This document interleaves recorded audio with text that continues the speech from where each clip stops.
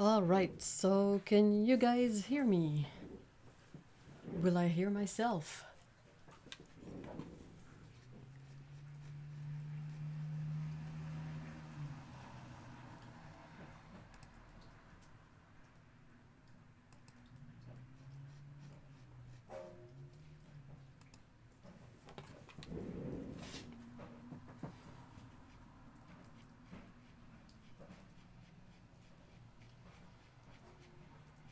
I can alright. Whew. I found my stuff. You can hear me. Okay, so this is just the audio for now while I'm letting the poll run its course. So make sure to check out the poll to pick your favorite triad. I, on purpose, didn't label any of them. That's all voluntary.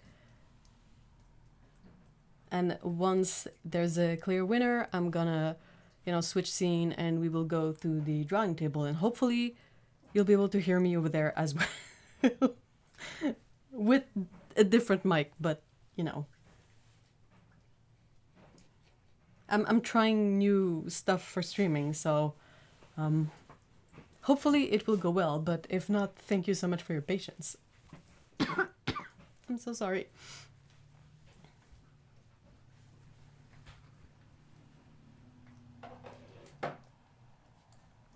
So, hi everyone who's in here today. I know there was a person up top, but they're hidden by the poll right now, so hello. Hi Arctic Journals, Lana, hi. A Watercolorist, hello. Amy, hello. Doodad, Claudia, Sally, hi guys. It's nice to see you. I hope you're doing well. We're having such nice weather here today. If you hear some splish splash whatever sounds, that's from outside because we're able to open the windows. Whee! I'm so sorry. Yeah, I quickly took some swatches from the Jackson's website just to have a bit of a representation of the triads that I had found out it was easier to do it that way than to try and make my own swatches. Hi Toast, hello. How's the poll doing? Number 3 is winning. Ah, interesting.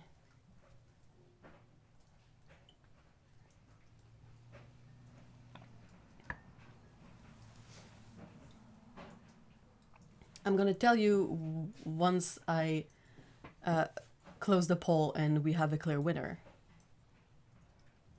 Though so far they seem to be the clear winner. Just a few minutes still, and then I'm gonna switch it out.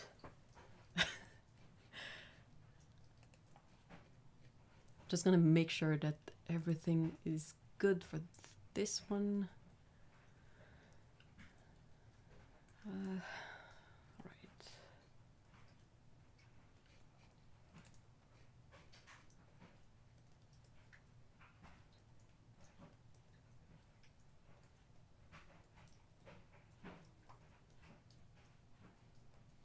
So when I'm gonna switch scene, when we'll be done with the poll,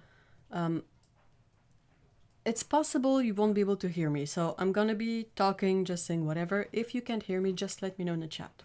Not right now, just when I'm gonna switch scenes, when it's gonna be, the view of the drawing table that you can sort of see at the bottom of the screen right now. But when I'm gonna switch to that one in full view, you'll have to tell me if you can hear me or not.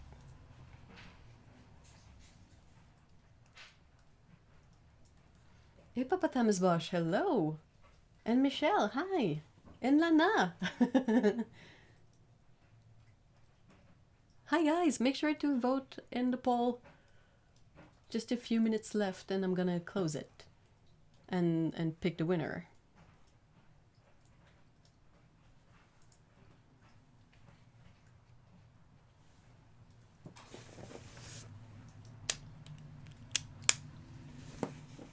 I think I'm all set up. The only thing I'm gonna be needing is the Triad that wins, so I'll have to take out my pans and find those pans. But then it's gonna be good to go, I guess. Oh, I need my mixing plate.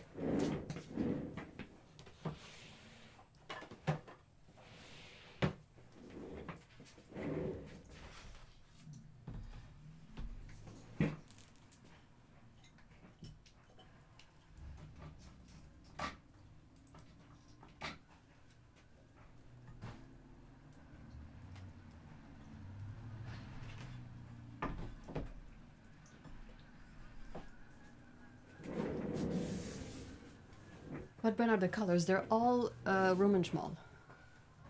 Oh my gosh, the geese!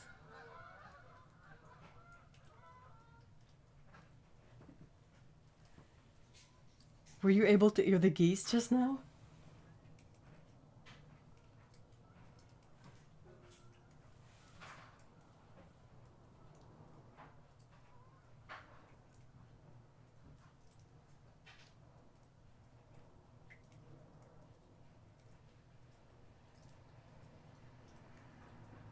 Happy pollen season. Oh, don't remind me.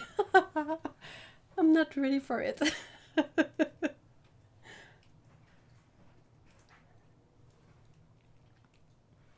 The Canadian geese are flying back, and there's a, even if I live in a big city, they really enjoy spending time in the parks of this big city.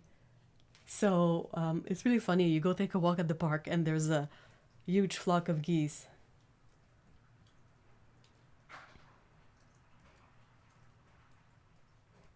You heard them? That's great. Canadian Air Force Base. Yep.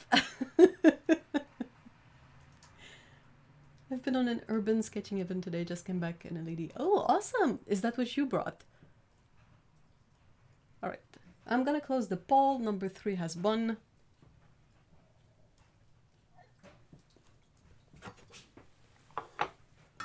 Finished my tea, all good. Alright, let me just see that. And then, right, 3, right? I'm a bit nervous because I'm testing out this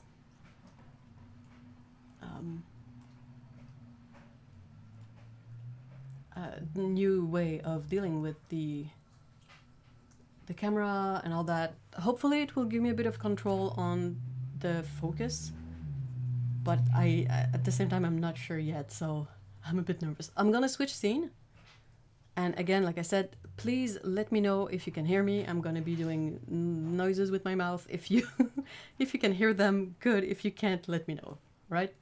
Let's go.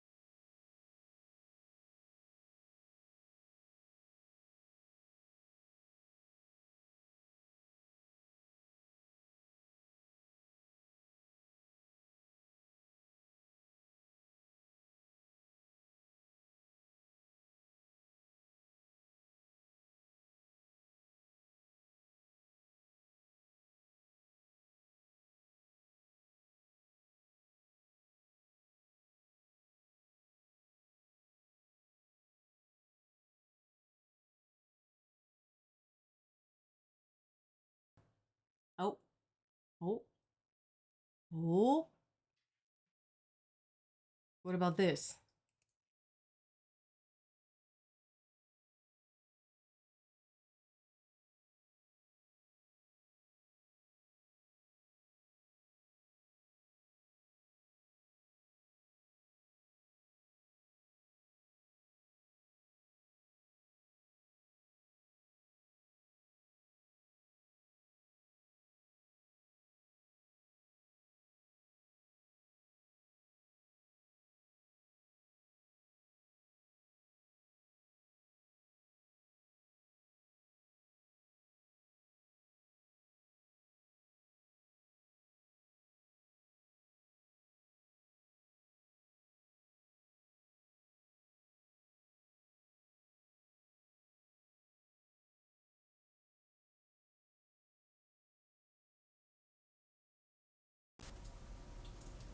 What about...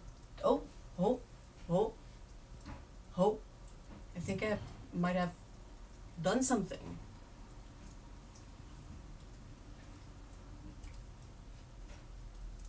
What if I try this again?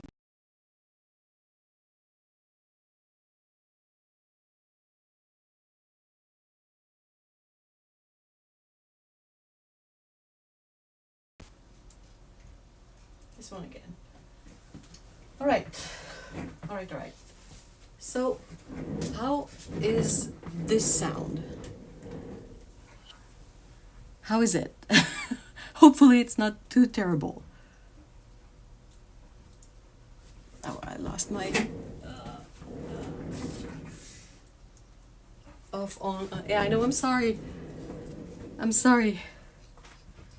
It's kind of tricky, obviously, but once I've figured it out, I guess I should be good to go, right? Yeah, it is a different microphone than the one from the previous section. But how bad does it sound? Or maybe I should listen to it myself. I know that's weird, but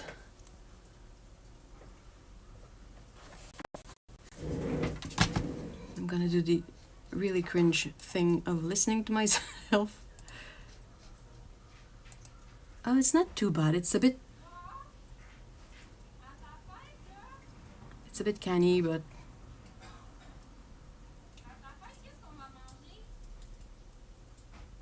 oh, everything picks up my chair rolling. I'm sorry.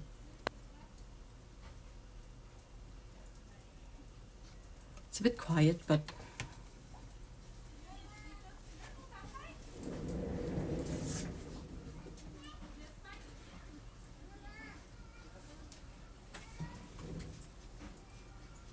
right. I'll leave it as it is for now because it's working, but I'll try to work on it a bit more during the week. Now that I have a bit more of an idea of how that stuff works. No, it's my chair rolling around. Okay, so I'm gonna grab the full pans. Just give me a sec. So I think most of these will be in this box here. Winner was Ocean Blue, Quin, Scarlet. Oh, we love a good Scarlet. I can hear the neighbors. Yeah, well, the window's open. If it's too bad, I can close it, but it's so nice. So nice outside. So, hold on. Nope.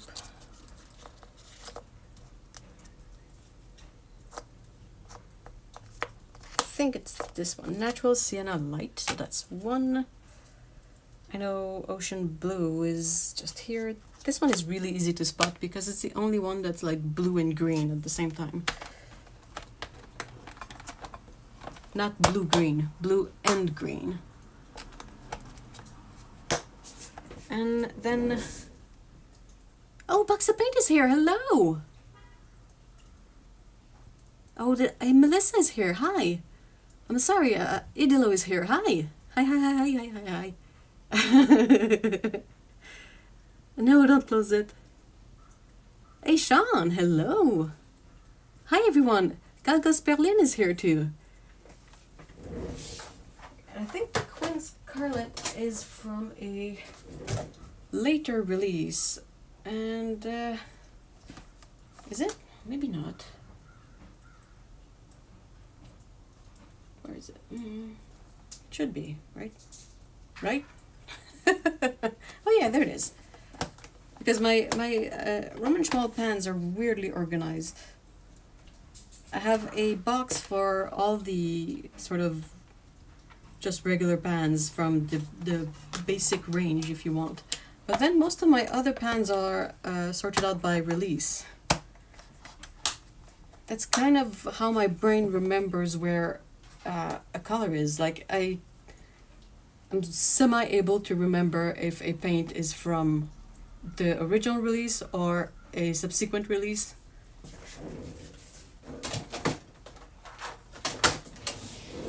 So by having them sorted out this way, I can kind of find them relatively easily. Also, I saw how to draw that color circle. Hold on, give me a sec.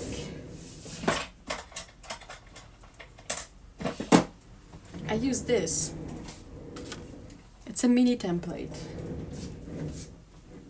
Hold on, I'm sorry I'm rolling around so much. Alright. Which triad did the geese vote for? Probably the one that had Caturday color in it, which is, oh, it's pigment red non-available, this one. So I like to set them up that the yellow, the red, then blue. And yeah, I got this, it was a set of 4 from Arts to Embers. The Zach 3D prints them. And I use my set a lot, but these are kind of expensive. Especially because of shipping and customs.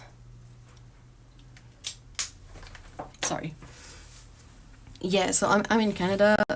Arts to Embers is in the US. Oh, did it stop? Oh, yeah, it stopped. I know why it stopped. I'm stupid. Hold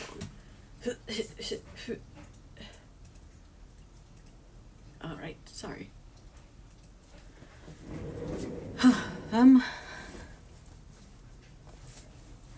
Hi from Arizona. Hey, how's the weather over there? Probably warm. So yeah, this is what I use. I kind of just trace the outer ring, except for these that I also include like the inner ring, the middle ring in this case. And then I trace everything with masking fluid and let it dry. Yeah, if you know someone who can 3D print, you can probably, get them to print these. Or perhaps if you live in the US, like the fact that you won't have to pay customs and shipping might be a bit better, so.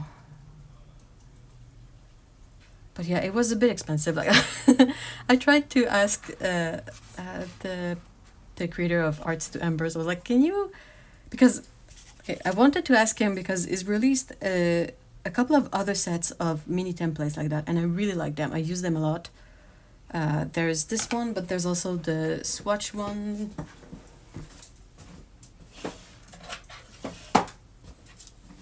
So if you've seen my videos, you've seen these in my sketchbook. So I use this one for simple color mixing wheels, and I use these a lot for swatches, as you can see. And Zach has made like different types. I think some of these with like hearts or hexagons, stuff like that. And I tried to ask him, I was like, can you can you just put them in a like a flat mailer and send them to Canada for, perhaps a better price, but I don't think he can, so I'm gonna be using these.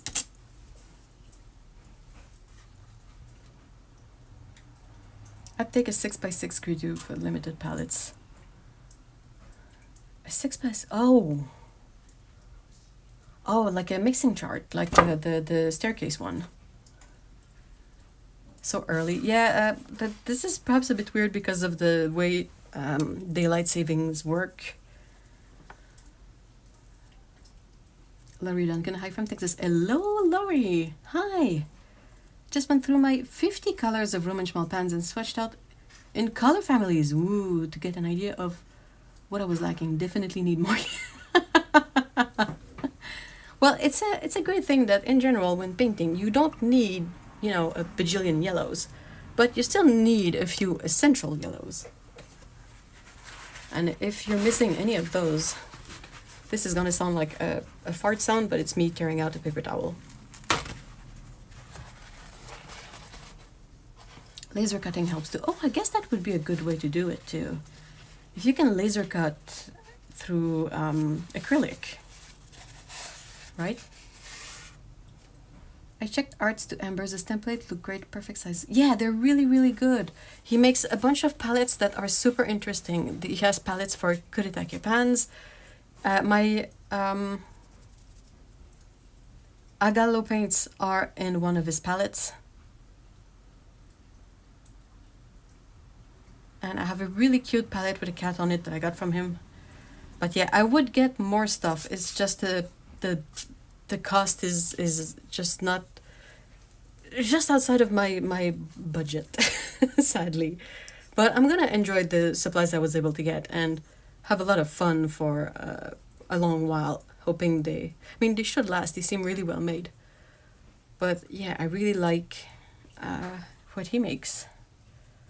First color I'm swatching is the natural Sienna light.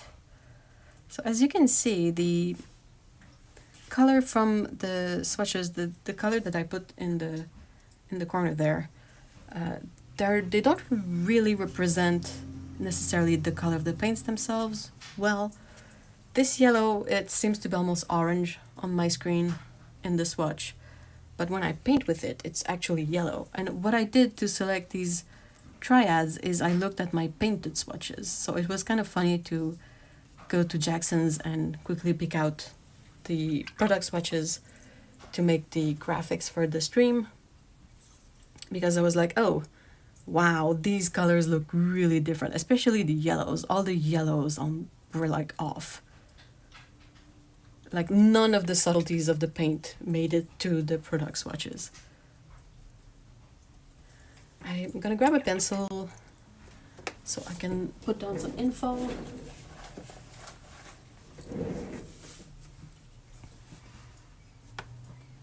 I really, really like Arts to Embers template. I'm so annoyed. I really want to get the templates for little swatches like this, because I use these a lot, and I have the square, I have the round, but I was like, I really want the hexagon and the heart. Maybe one day I'll be able to save up enough and get them.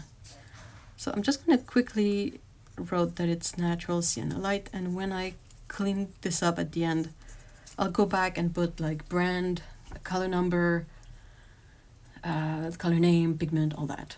But for now, just to have this reference, I can go check out my stuff and complete it when I'm, you know, finished with painting and everything's dry and the masking fluid is gone.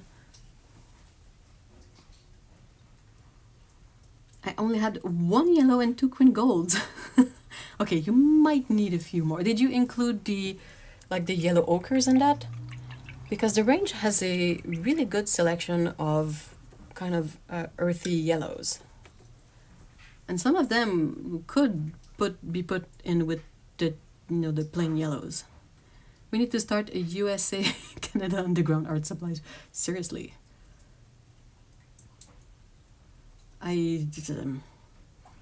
Not looking forward to seeing how prices increase in the coming months. My Roman Schmal palette was heavy in greens and blues. 1 Quin gold and 1 Quin gold hue. I'm so sorry, I keep coughing today.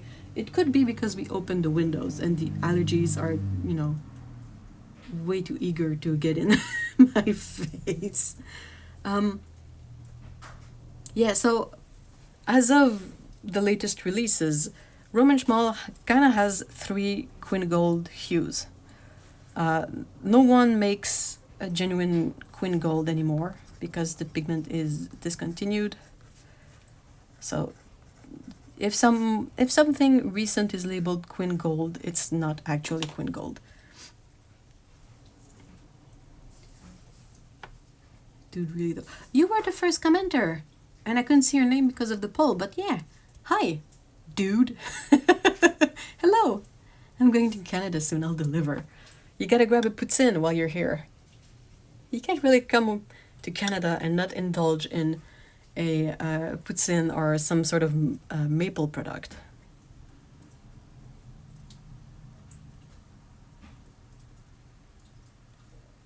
Yeah, the Jackson swatch, like this one is yellow, like really, really yellow. And the one that I found online is really orange. So this Quin Scarlet color is a really beautiful color. It reminds me a bit of Perline Maroon in its richness and hue. And it's one of those colors that there is no pigment number for now, I think. I haven't checked lately, but when the color came out, there was no pigment number attached to this color. But it's a beautiful deep red. It seems to be quite transparent. I wonder what Roman Schmalz says of this color in the swatch bar. Oops, sorry.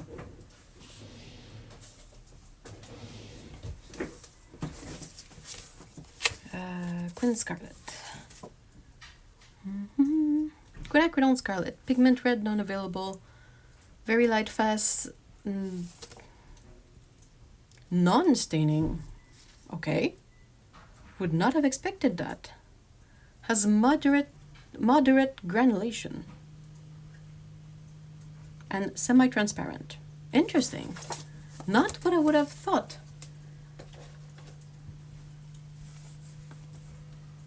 It's going to be my first time having poutine. I'm actually so excited to try. Oh, I really, fingers crossed, you get a good one. It's not a difficult recipe, but it's somewhat easy to kind of miss the point of a poutine. So I really hope you manage to get a good one. I buy Roman Schmalz from this small newsagent in Newcastle, a small city near Sydney. The owners fell in love with pastels and started their own. That's really cool. That sounds like the description of a hole in the wall, little corner of art supplies. That's awesome. Give him his weight in maple syrup. The only reason to visit Canada is to practice your French. Well, no. Because the thing is, most of Canada doesn't speak French. So depending on where you land in Canada, you might not be able to practice any French.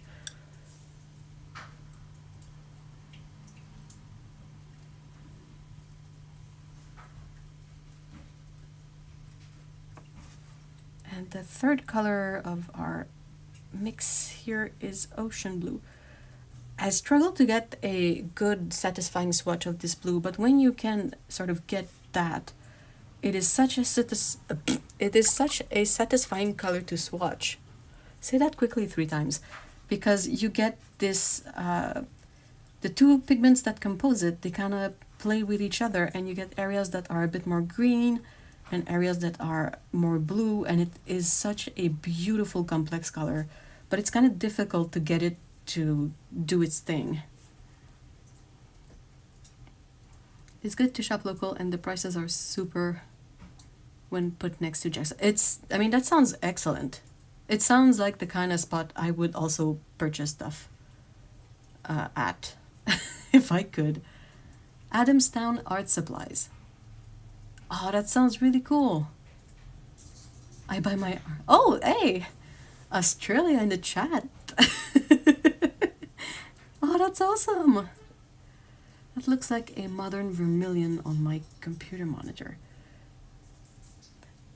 It's hard to say because my monitor is what it is, so it might not be calibrated properly. But when I look at the painted swatch and the swatch on my monitor, just up top there, which is actually my drawing tablet, the color seems to be pretty much on point. The colors on the screen from the colors on the paper for me, they don't seem to be off. They seem quite similar. That looks like a modern vermilion on my computer monitor, which is my favorite. Vermilion is such a pretty color. Have you tried Holbein's vermilion and vermilion hue? That's why I love it so much. In seascapes, it's just pure pleasure to play with. I agree. It's, like I said, it's tricky to get it to do its magic, but if you can get it to work well, oh, it is so pretty.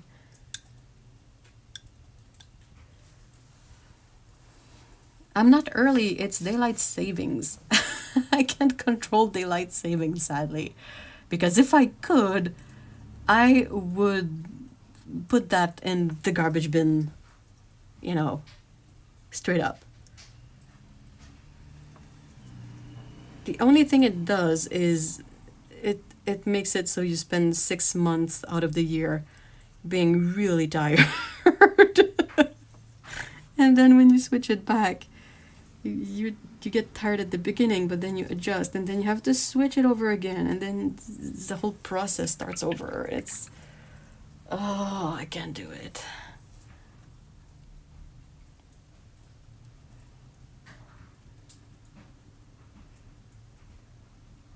The natural Sienna light is on point on my screen. Awesome! Yay! I have the Holbein one that is made from cad red and cad yellow. It's beautiful. It is such a beautiful hue. I really like it. I have like the toothpaste sized tube of Holbein vermilion hue. You know, the 60 ml. I love it. It's such a beautiful warm red.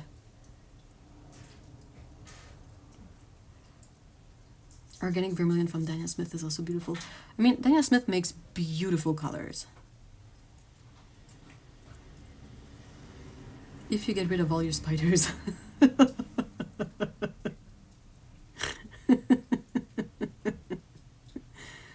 Light saving. Yeah, you can't really save. Which half of the year is the tired one? The one we just finished. For me, anyway.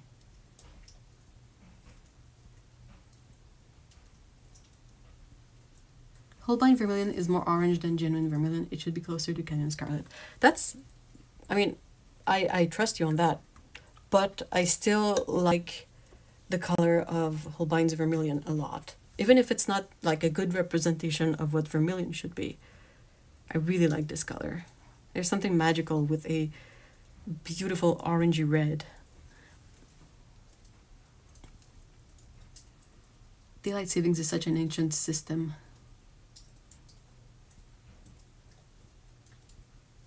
Oh, I'm getting an ad on my own video. That's cool.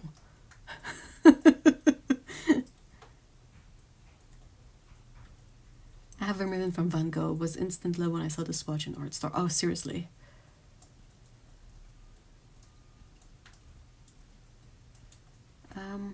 Hold on. I thought winter is tired anyway. I no. I don't.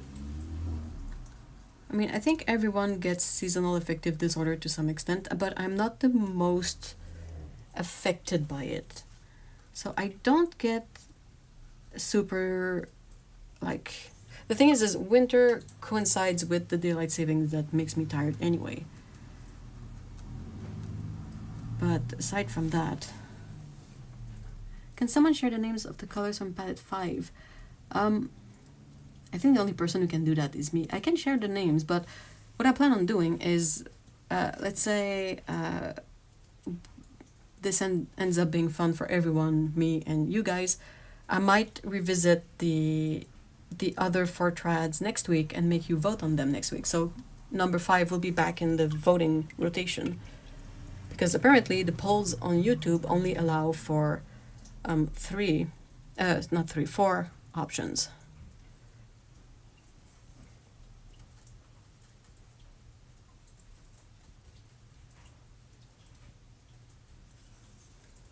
So do you guys want to keep the mystery of the colors in triad number 5, or do you want me to answer the question?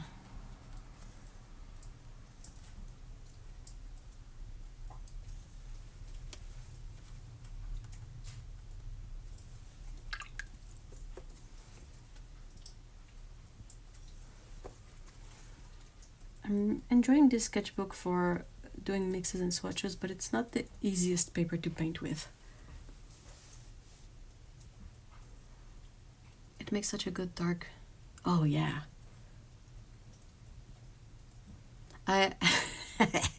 Okay, so a bit of a tease for tomorrow's video, but I recently did a lot of mixing with orangey colors and phthalo blues and turquoise and all that.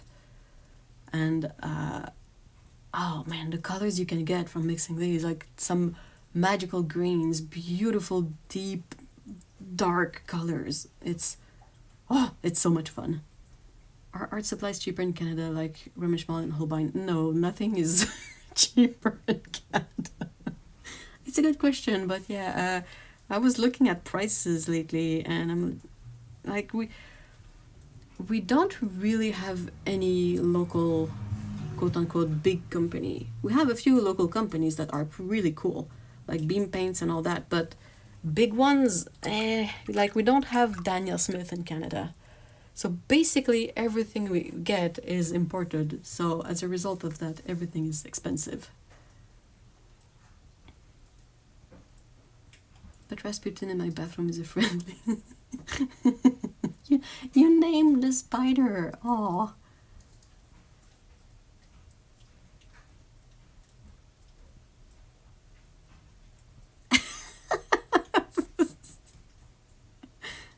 Unravel the mystery. I would like to know number 5 hues. Right, let me check my notes. Or I could, hold on, let me do this. Perhaps this will work. Can I, where is my cursor? Oh, there it is. What if I did this?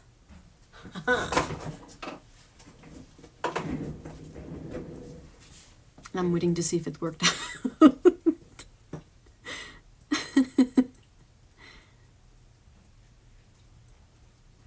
Part of the EU prices will go down in Canada. Yeah, that's why I'm...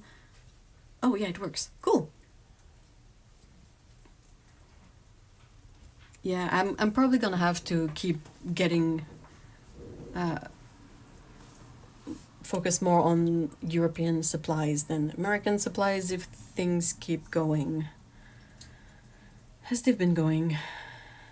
But it's not a big deal because most of the stuff I use is already from overseas, like Holbein, Roman Schmal.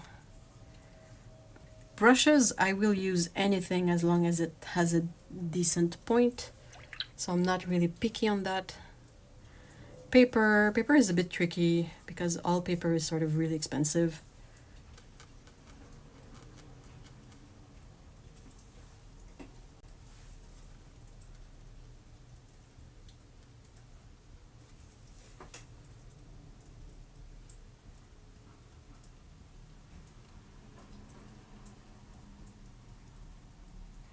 Horse has killed more people than any snake, jellyfish, or spider.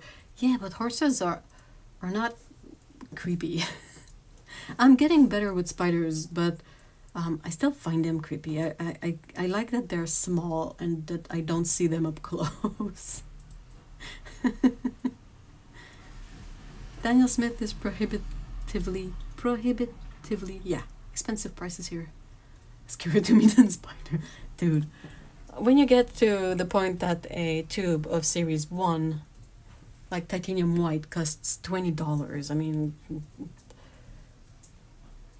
So are you guys good with the Triad number 5, which was Gamboge Hue, Carmine, and Shadow Grey?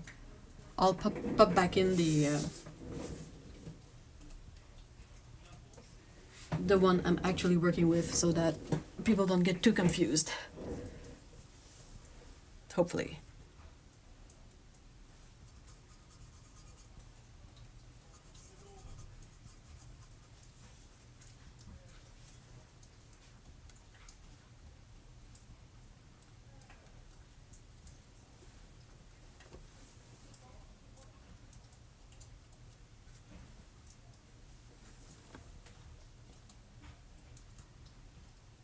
Hey, Havis! Hello! Hi, welcome! Welcome, welcome!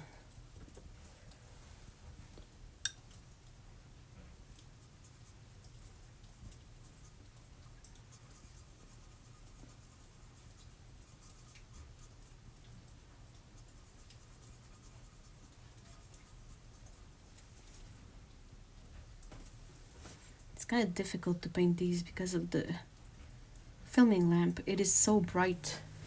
Kind of makes for a glare on the on the wet paint. So I'm always like, you can't see me, but I'm moving around just trying to see what my mix looks like. And this clip is annoying me.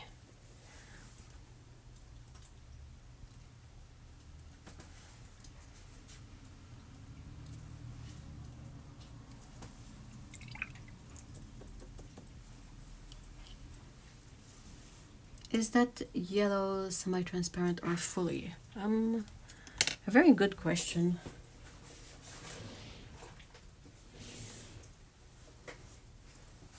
Where did I put? Oh, there it is, my chart. I'll check what Roman Schmaltz says about it, but so natural sienna light. It is labeled as a semi-transparent color, and I feel like that's accurate. It's moderately staining, moderately granulating. It's hard to see the granulation on the yellow pigments, but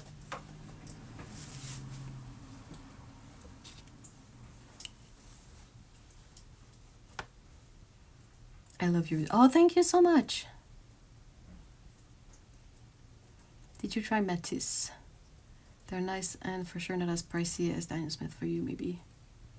I've never heard of that brand here, personally. I don't know if that was to someone else or to me, but as far as I can tell, all right, let's do the greens.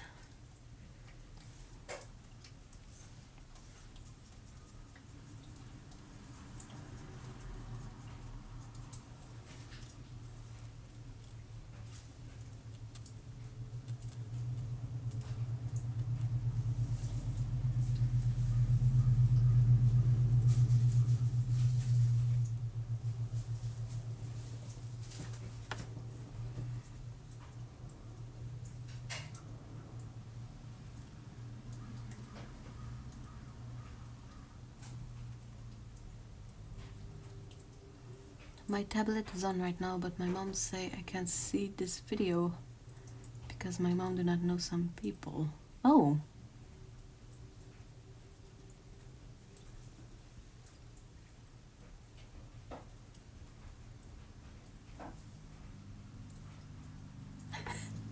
A watercolorist, you're not helping yourself. Don't look for spiders. The photos are scary. They have, oh, the liquid charcoal, that rings a bell. I think when, oh no, perhaps I'm thinking of Deriva or Derivan. But in that context, Matisse rings a bell, but I've never really seen anything from them here. Yeah, hi. Avis's mom, hi. Hello. We mostly talk about paints and foods and at the moment spiders a bit.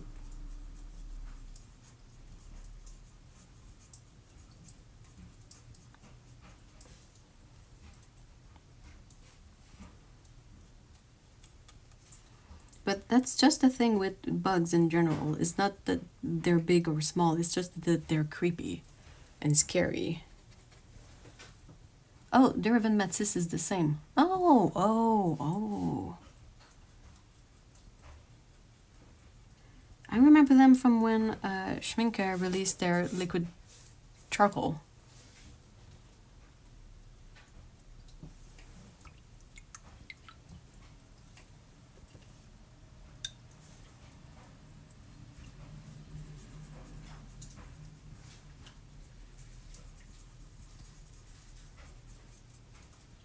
Do you guys have a favorite moment when mixing colors? What's your favorite part of, playing with paints?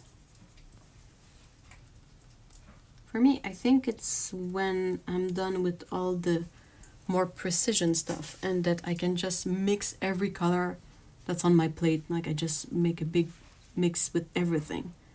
And it's always super interesting what comes out of that.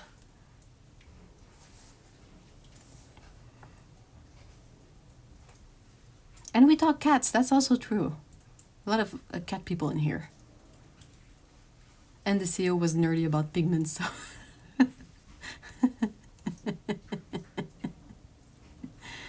Yeah, it's a good sign.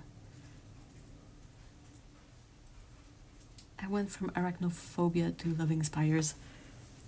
I went from being scared of them for no reason to, you know, not being bothered. And I consider that a good progress because I live in a basement, so we get a lot of small spiders. And I used to be like, spider, ah. But now I just go like, ugh, if it surprises me, because they like to do that, mind you. They like to walk in your face or land on your stuff from the ceiling, and you're like, ah. But it's just a surprise. I'm not scared of them. We usually put them in a container and put them outside.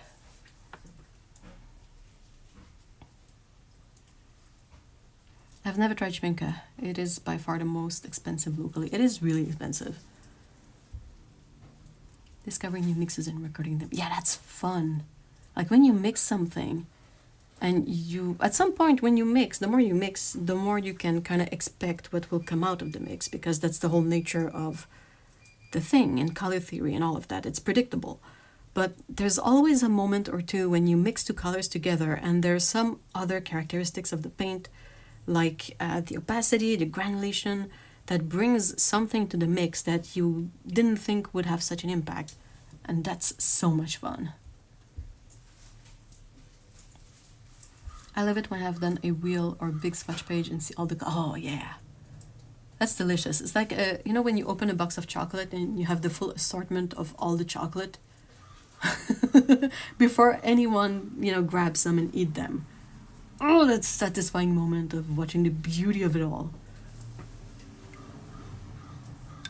I like the moment when the mix turns out as estimated when mixing. Yeah. It's like, oh, I'm learning. The morning, fresh paint. Oh, wow. That sounds lovely.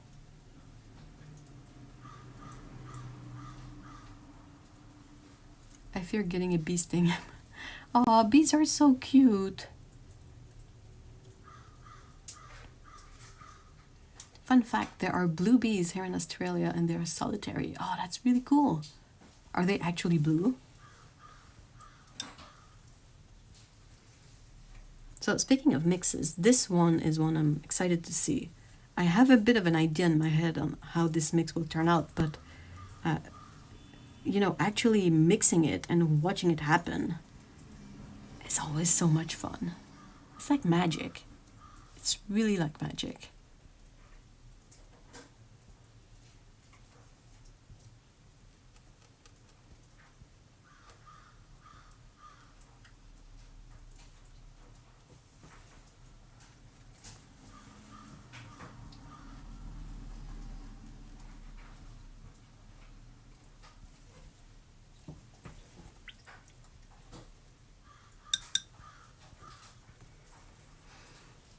We have a crow friend outside that also has a lot of thoughts and opinions about paint, apparently.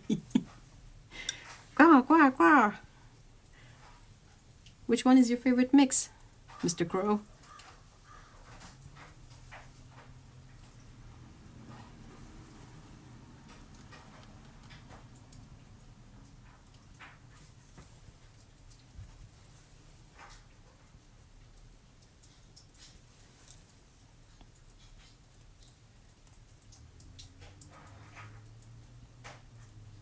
I've seen on YouTube that yellow-black bees are somewhat rare.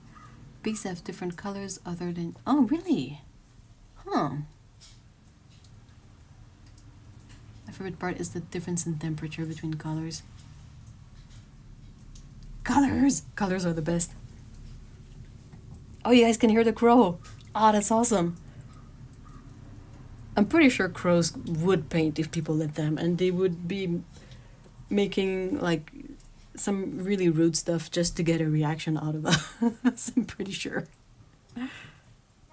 I make it a rule to always say hi to crows when I see them outside. I don't know, it kind of feels rude not to.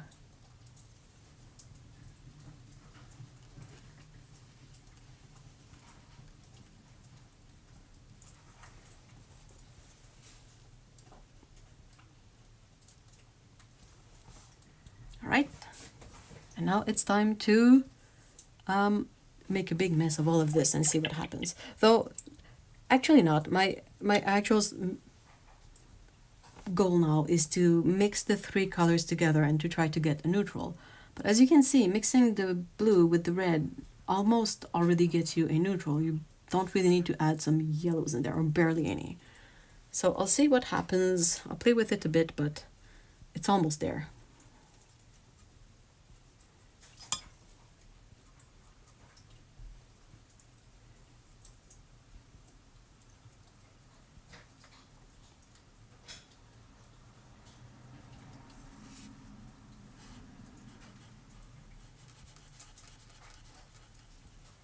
I'll try to add a bit of yellow in it just for the sake of exploration, but it's definitely not needing it.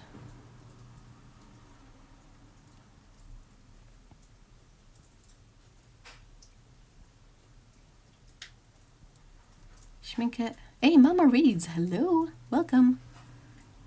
It's insanely expensive here too. It is really that much better. The thing is, it's not better or worse. The prices of paints are mostly due to you know, import, export, middlemen, and all of that. Because the moment you get to a professional level of paint, it's not really important what brand you get it from, as long as it works for you. That's the thing. Like sometimes, and I fully understand this. This doesn't come from a place of judgment. It comes from a place of understanding. But I totally get it. We see all these brands and we want to try every single one of them. And I fully get it. But whatever is within your budget and accessible to you is probably the best brand for you. Unless they have some characteristics that you really don't like. But aside from that...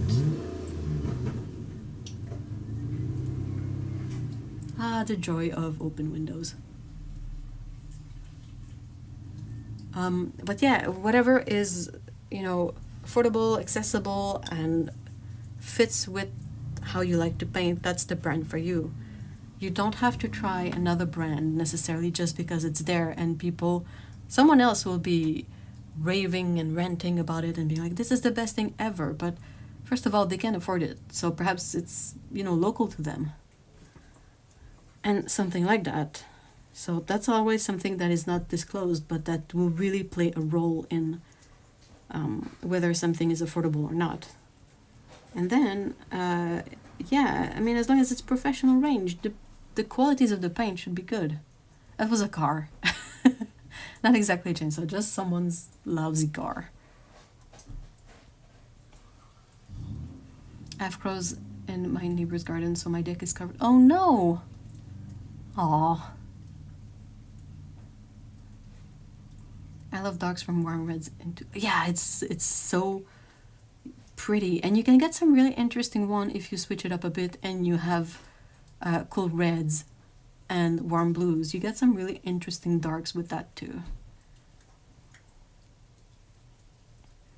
Daniel Smith I can get for 9 to 15 USD per tube locally. Schminke. Yeah, if you have access to Daniel Smith locally and you like them, you really don't need anything else. They have a lot of colors, a lot of selection available. You really don't need to look into getting something else because the whole idea is to use what supplies you have. And the more paints you have doesn't really change anything. You don't really use them up quicker. It's difficult to use up watercolor paint. A little paint will go a really long way. Unlike other, like acrylics. Acrylics, you actively use up the paint. But with watercolor, it's really different. It doesn't really work the same.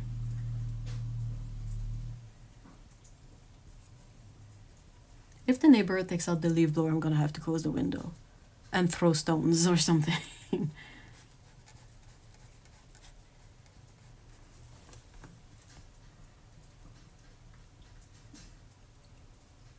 I agree. I think quality is similar around amongst professional brands, and then it's just marketing and accessibility. Absolutely.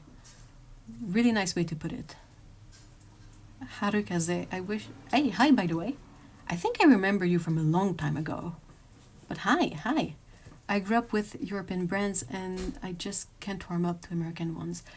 Well, I mean, if you still have access to the brands you like, I would still go for these. That's fine. I paint mostly with Shinhan PwC because of the price. They have beautiful colors within that range. Seriously. Some really unique ones and some really interesting ones.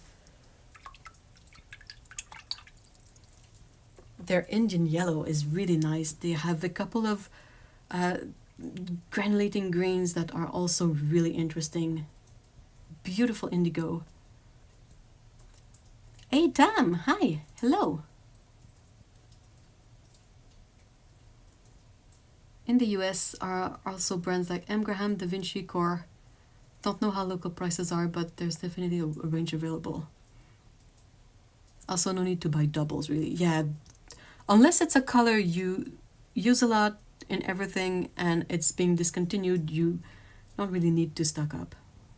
As Lindsay the Frugal Crafter say, you can store these colors at the store. You don't need to stock up.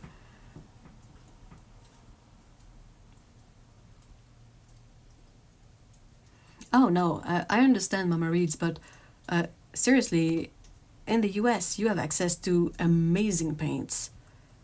The ones that Lana listed, like M. Graham, amazing paints. Their range is perhaps a bit limited depending on what you like, but oh my gosh, every single color from them is beautiful. Da Vinci, same thing. It's really difficult to get Da Vinci outside of the US, but if you're in the US, they have amazing colors. Core, the vibrancy of their paint, just mind-blowing. And Golden is also a US company. And then Daniel Smith, so that's at least 4 that are based in the US, make their products in the US. So you're really set. You don't really need more than that. I've been here and there in comments. That's awesome. Well, the problem for me is getting European brands is harder. Arte Miranda is my best friend. But as the, where, you don't have to be precise, but where exactly? I see you don't have to be precise and then I say exactly, but generally, where are you located? Anyone else buy Quin Golden Double? Yeah, that's... I was not big on that color. I even bought a significant stockpile of genuine Quin Gold many years ago. And I don't really like it all that much. I know that sounds blasphemous, but I was like, okay, I like the idea of a warm, transparent, slightly muted yellow. But I didn't really vibe with the color until I tried Roman Schmal's Quinacridone Gold.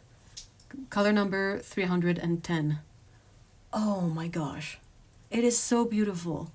And it has PO48, which is discontinued. So that one I did stock up. But I don't usually stock up. I don't have any stock of any color except that one. And it's just because it's limited in its availability. Otherwise, I would just have the one I'm using and leave it at that. You don't really need a big stock.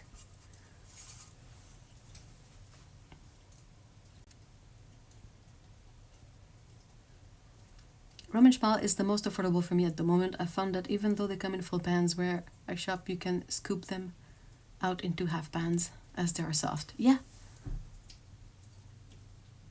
You can get them to soften a bit too, and you could transfer them that way. So it's not, it's a bit tricky, but it's not impossible if you really need to put the paint in something else, you know.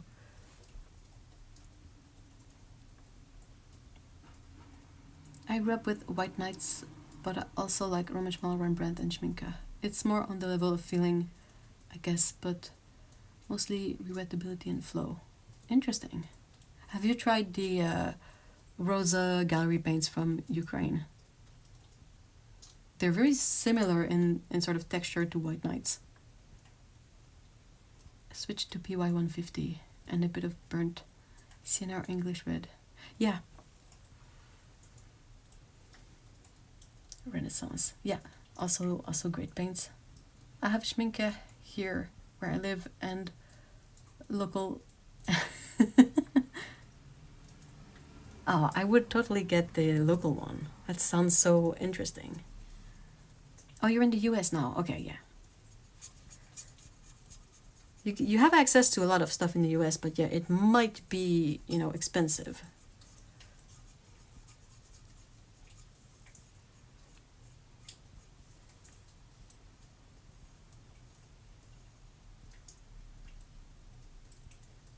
It's good. No, I've noticed I also like Aussie Red Gold from Daniel Smith. It has this punchy gold color.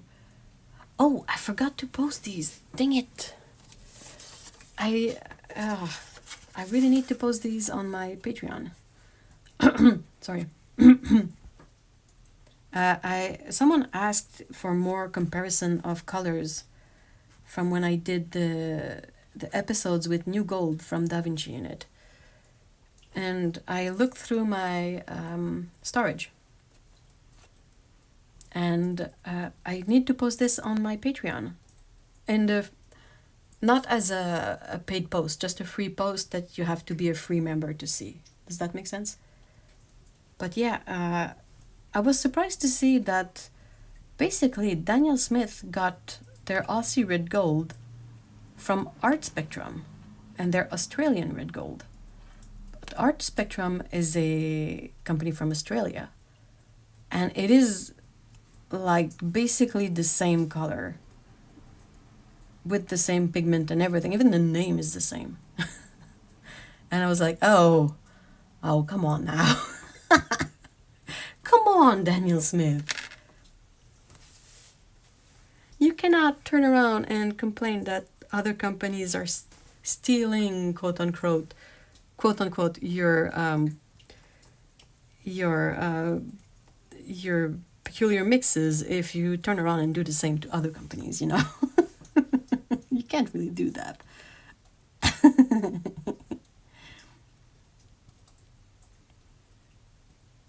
Schminke is not hard to get. I was more referring to East European brand. Like for Rosa, Arte Miranda is the best. Yeah. For if you're in Canada, we have a few options for Rosa Gallery. Oh, Dawn, hi. I didn't see you there. Hi. Hello. Oh, buff titanium. That's a beautiful color. Beautiful. Okay, it's beige. It's the quintessential neutral color.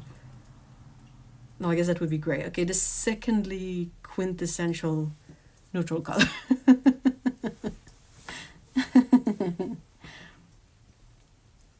I'm thinking of stacking up on that 310. Yeah.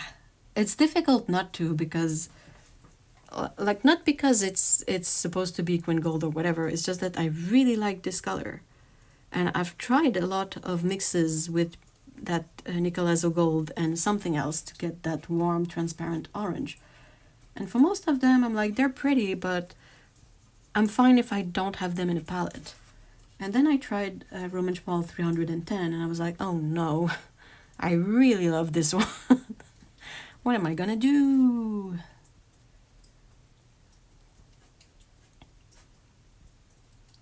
I tried Rosa, but they're quite different because they flow so much. Yeah, they're also very soft. Like if you put water in your pans, they get really, really soft quickly. So you have to be parsimonious with the amount of water you pre-wet your pans with. I got into the Quin Gold craze because of Denise. Didn't even know much about this at the time. Just loved watching. Yeah. Is PO48 it's still available in the sense that you can still find paints with it, made from it, but whatever you find in terms of paints is probably going to be the last you'll be able to find because the production of the pigment has stopped. They don't make this pigment anymore. So what you can find as, you know, made paints, available paints, is kind of the end of it. I think Daniel Smith, I remember Cogley boasting that he had like a huge stock of PO48. So you might be able to get it from Daniel Smith in one way, one form or another. But aside from that, a lot of brands are trying to find a pigment red 101 or 102 that kind of works, but it's difficult. They don't really do the trick. Daniel Smith got Aussie Red Gold from Art Spectrum. Agallo then made Arancione based on art. I don't have that one from Agallo, so I can't really compare, but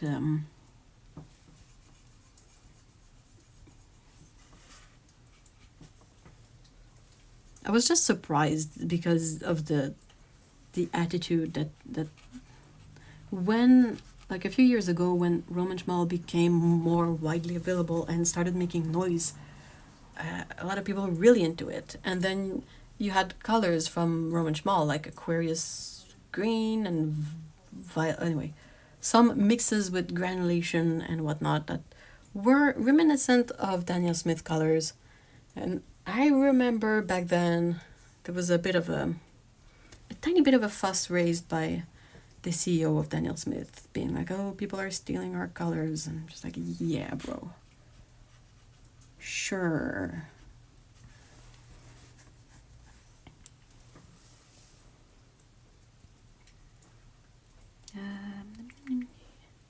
That's very interesting. I wonder what the cost of Art Spectrum is here. You can get some colors of Art Spectrum from Jackson's, but they don't have everything. I have a couple of tubes that were sent to me, but otherwise there's not really a way for me to get these paints. Is Roman Schmal 310 there? It's the original Quin Gold. They have 3. They have, hold on. I have my little swatch here. The most recent one is Nickel Azo Gold, and it's kind of more orange brownish. Then they have, where is it? Not this one. Okay, Quinacridone Gold Hue, which was one of the release between now and the original release. And it is PR102 and PY150. And it is nice, but the prettiest one is the one from the original release, the Quinacridone Gold, color 310.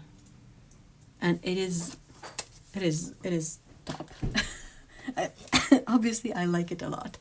I think I'm quite obvious in that.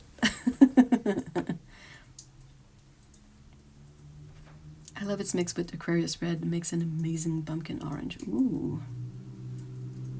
I've got Rosa Gallery tubes for €3 a piece. That's a good price. I like both original and US, but not the hue. I have about 4 pans of original. That's good. That's good. That's a good stock.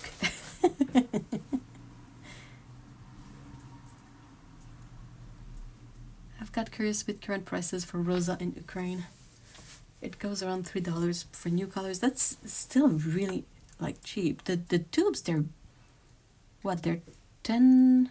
How big are the paint tubes for Rosa Gallery? I'm just sticking to 2 brands, Roman Schmal and Holbein. Hey, we're sticking to the same brand, you and I.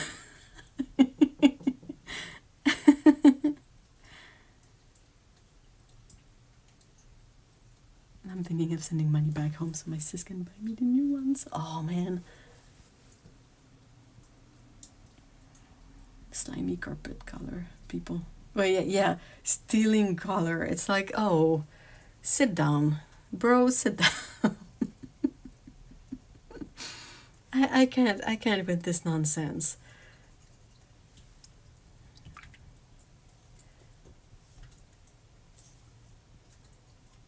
It's a bit like them trying to really label and sell James Gray. I understand, like, there's nothing really in the idea or the concept that is problematic to me. I understand, like, Jane Blundell does her classes and they kind of nicknamed the color Jane Gray, but it's not really new. It's just mixing 2 complementary colors, and then they try and make that something, and it's just like, yeah, but it's about painting. Anyway.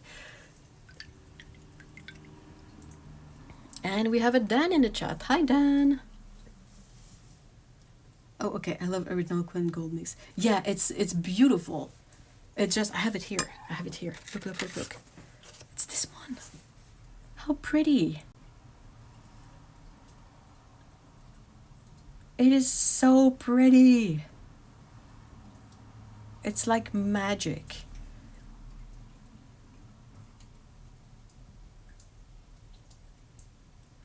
Oh, I love it. Sorry. I can get lost in a color if I'm not too focused. I'm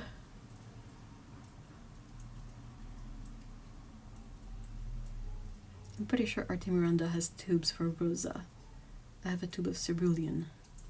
Josephine, hi! Hello! Making a convenience color in a tube doesn't deserve a copy. Oh, that's really well said. I love that. Artist curated sets are really interesting. I love that. This is like, if you want to get me, you shove artist curated sets in my face, and I'm just like, ooh, because automatically I start thinking like, oh, why did this person select these colors? What kind of mix do they really enjoy with these? And it gets my brain rolling, like rolling and rolling and rolling. But artist curated specific colors, that's I guess it really depends on what the color is. I think Schmincade did somewhat okay with theirs. You know, the amongst the 5 colors they released lately, there are 3 that are sort of made following artists' personal tastes and views. And they did the what was it called? Was it Ocean Grey by Cesc Ferret? Like, they have a few colors they made like that in collaboration with artists, but at least in their situation with Schminke, the resulting colors were not something you could find dupes anywhere else, as far as I know. Adan, I am the Dan. Well, you're gonna have to explain that to all the other Dans out there.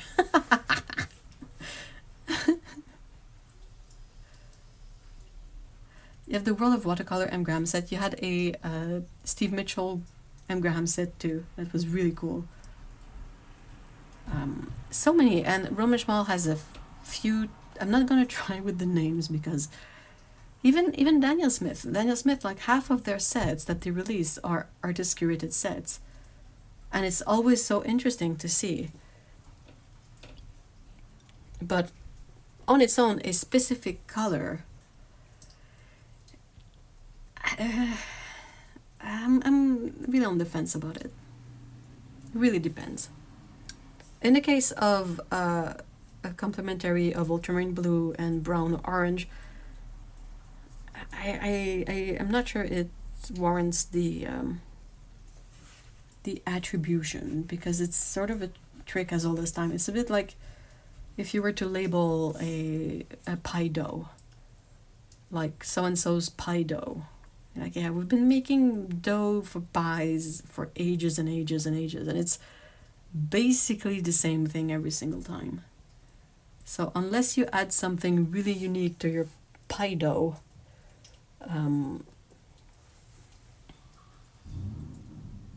it's not really special.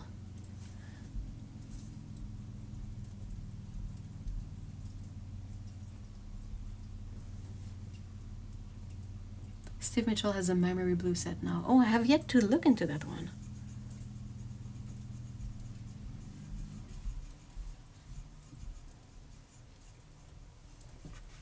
Da Vinci has done a lot of sets too with artists.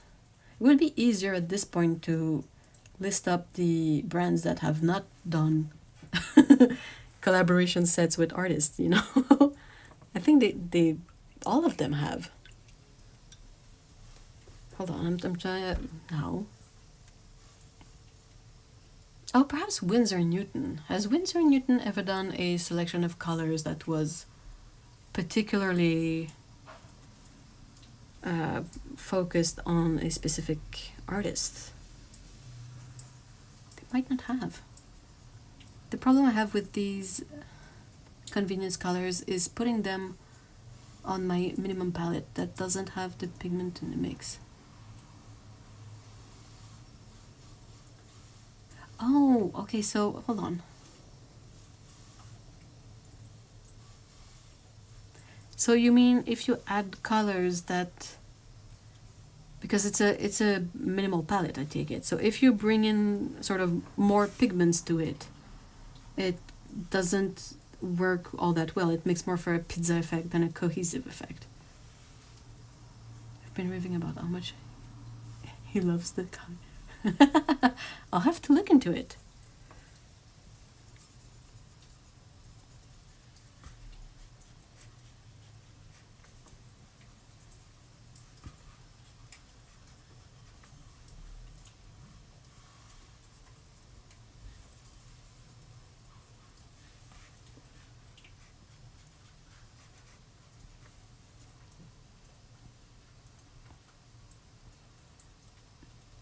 I love artist created sets too. Always interesting to see what other artists use. Yeah, it's fascinating. And if you're self-taught, I feel like it really feeds into this notion of experimenting and figuring things out. It's sort of the initial push down a lane that you might not have explored otherwise, if that makes sense.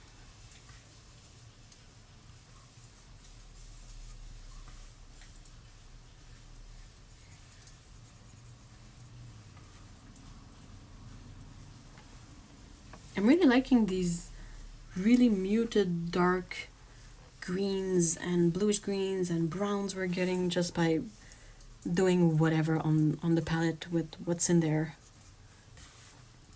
And it's interesting to see that the colors, even if none of them is particularly granulating, they kind of bring just a tiny bit of texture to the mixes, which is really cool to see.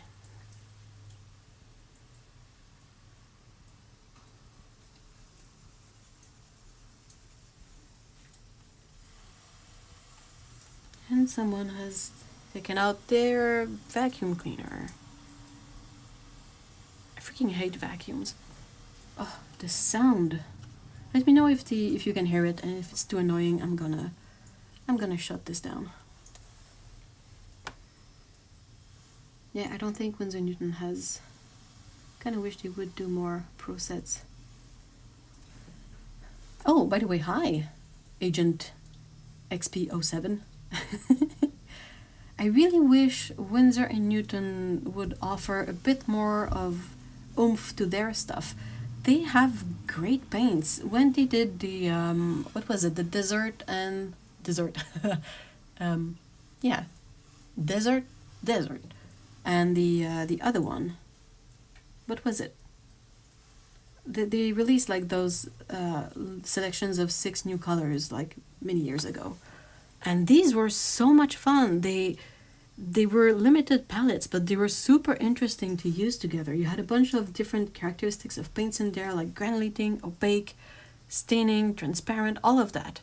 And even if it was limited, like one of them had the chromium, like a bunch of dark browns, and then opaque yellow, and then a really nice transparent orange. And then you had a really bright phthalo blue in there, and it was such an interesting selection of colors. And then same thing with the other one. The other release they did was around the green, blue, purples, and then a black in there, and it was so interesting. And then they did nothing. Oh, Jewel. Yeah, the Jewel set. They transferred most of the Jewel set to permanent selection. Also a few of the desert. Anyway, that. Oh. Okay, hold on, let me catch up on chat. So if I don't have PB16 on my palette, but then he's screen, I can't add things to it. Okay, yeah. Okay, I think I get it. Josephine, do you remember what's the pigment of that dragon's blood color? Oh, that's super affordable.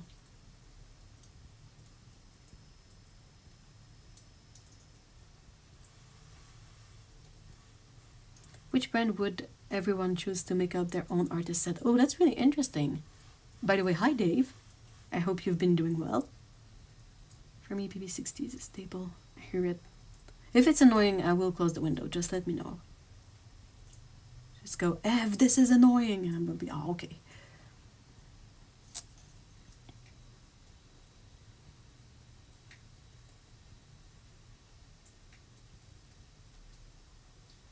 Winsor & Newton changed a lot when they moved manufacturing from France to... Well, that's for the Cutman paints only. The professional range is still made in France. It used to be made in the UK, but now they've moved it to France. And I mean, their latest colors, the Revival set, it's interesting, but they don't really do anything with it. I'm just so annoyed with them for that. There's a few of those colors.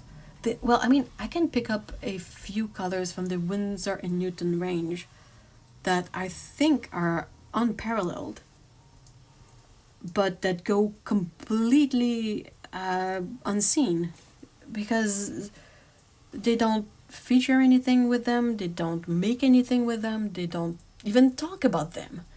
Like, I'm subscribed to the Winsor & Newton newsletter, and one of the recent ones I remember getting was about ultramarine blue.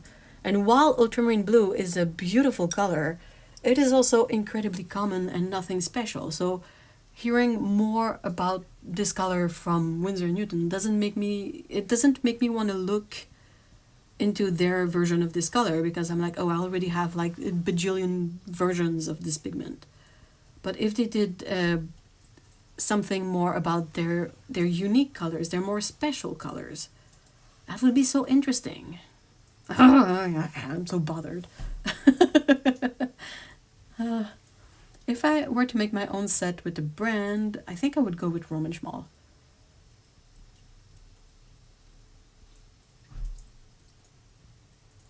I feel like I would be able to get everything I want from within their selection. They have a lot of options. I like Winsor & Newton's yellow brown that was a black pigment from limited release. PBr25, that's a brown, that's a transparent reddish brown.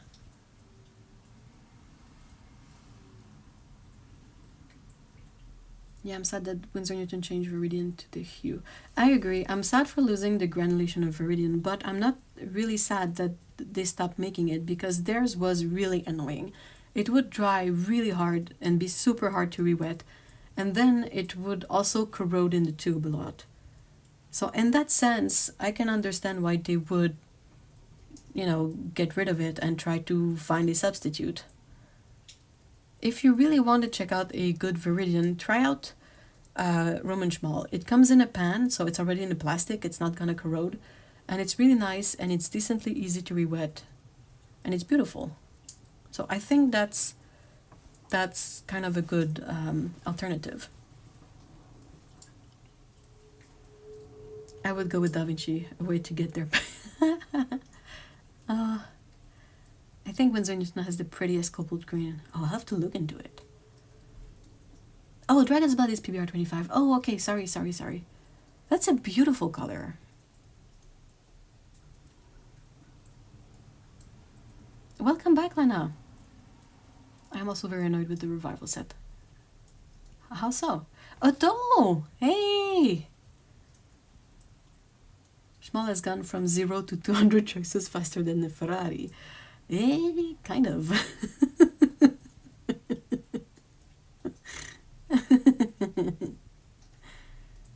Coarse Quin Magenta is impressively vibrant.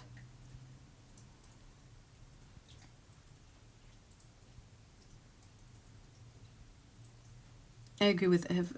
Yeah, high five, right? They have no idea what they're doing. I'm gonna call them. I'm gonna call management. I'm gonna go full Karen on them.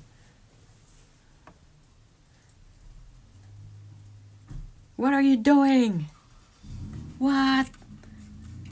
They have the most beautiful granulating yellow and no one knows about it.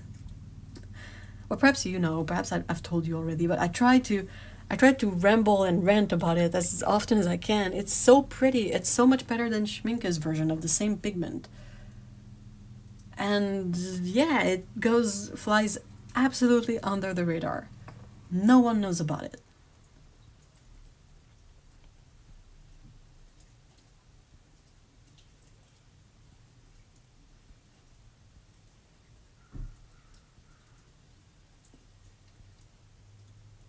I have an original Viridian from Winsor Newton pan. Their pans for problem pigments with. You know, I've run into the opposite issue. I had a pan of Prussian blue that would not re-wet properly at all.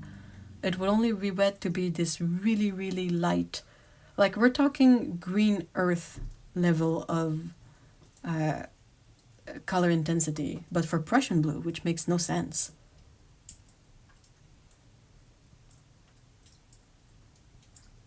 Oh, yeah. There's something really satisfying with being able to stick to a single brand for a themed palette. Anyway, in my brain and possibly yours too. Winsor Newton just did a survey. I think I filled it. I want to try Holbein watercolors. I tend to really like art supplies from Asia. If you've tried Shinhan PWC, they're very similar. The hues are not exactly the same depending on the color, but the way the paints behave is fairly similar, if I remember right. Like I write Schminke all the time. Every start writing. I will start writing to them in French. Let's go. No, okay, they're English based, so not. I could write Sennelier, I guess. Sennelier is French, right? They would not understand a single word of it because it's Canadian French, but I can try. Hey, Sammy, hi. Hello, welcome. Welcome.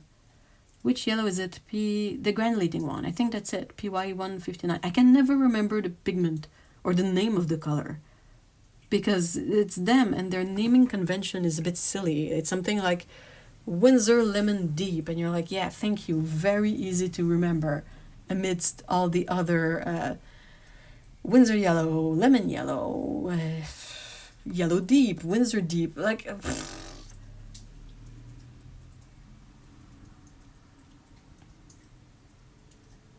it will be sold out everywhere after stream. Yeah, buy it. sorry, I'm kidding, but it's really pretty. It is so pretty. I love it so much. What ideas did you suggest? Well, it's difficult, but you know what the other brands do? Like Winsor Newton has a rich history. They could release a sort of a retro set like Schminke did, something similar, you know, with the packaging that's a bit vintage, with the color selection that's vintage. They could do, depending on their budget for production, but they could make, you know, they probably still have the patents for many of their previous designs of boxes. They could do something with that just to get people excited and talking about it.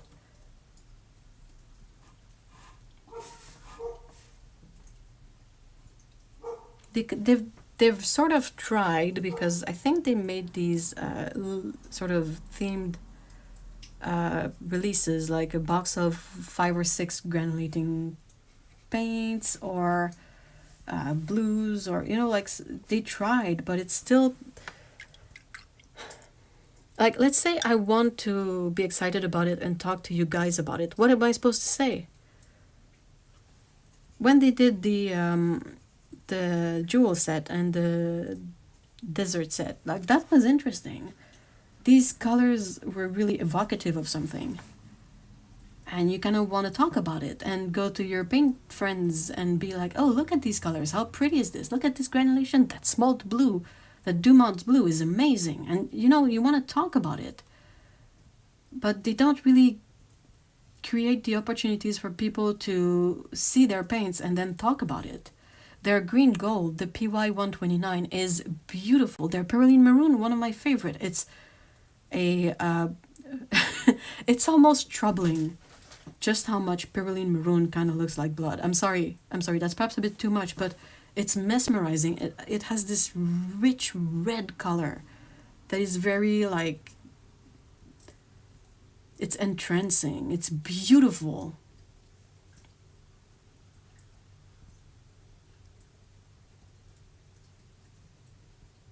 But when am I supposed to talk about these colors unless I go on a ramble and no one listens to it?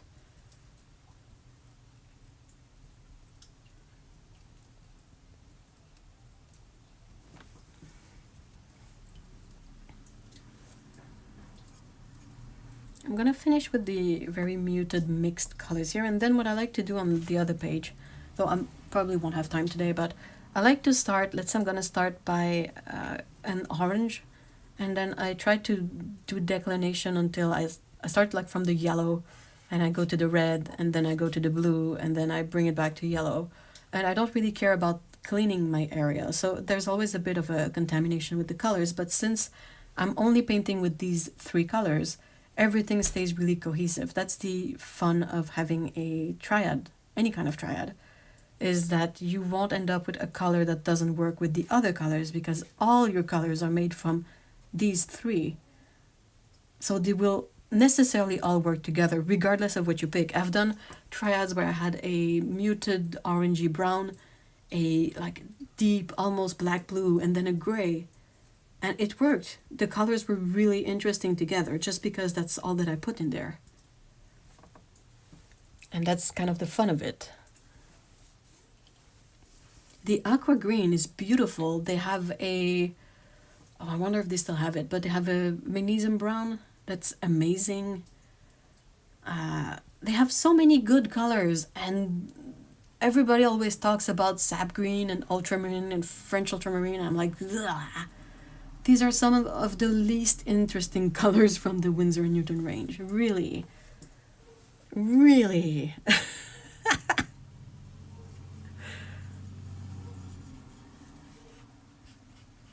I am not impressed.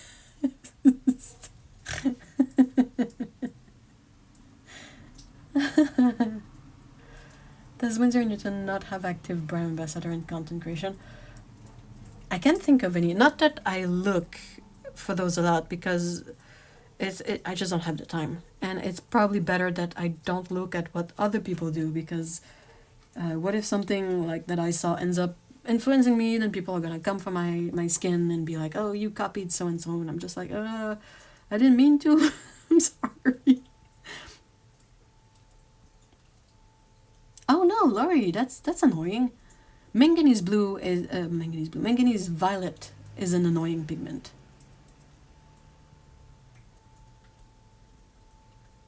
How about picking a Winsor & Newton mini palette of their most interesting under-promoted colors? I would love to do that.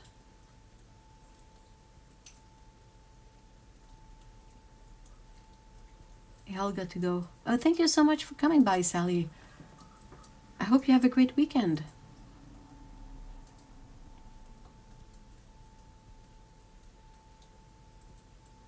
Winsor & Newton are now US owned. Really? Dang it. Oh, that means freaking tariffs. Ah, they're already expensive. Everything's expensive. Ah.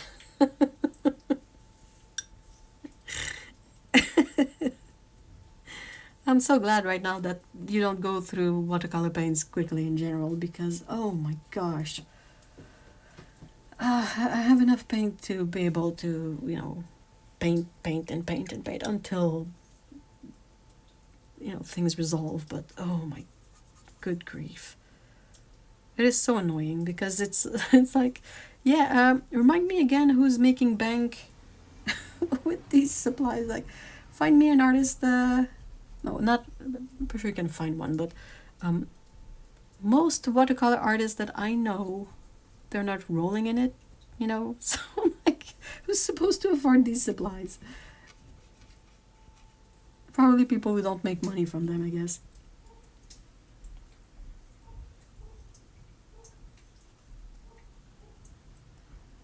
Yeah, their smalt is really cool, isn't it?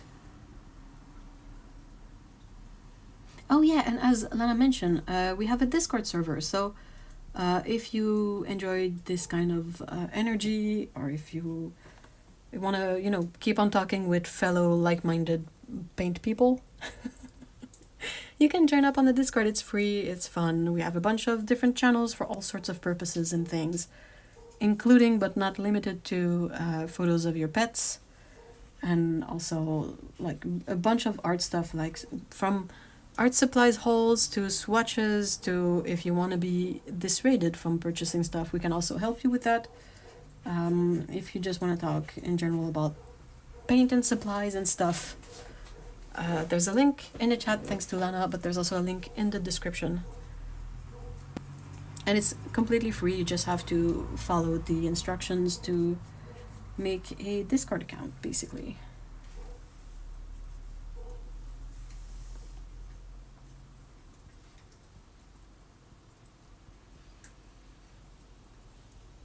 They're owned by Cole Arts.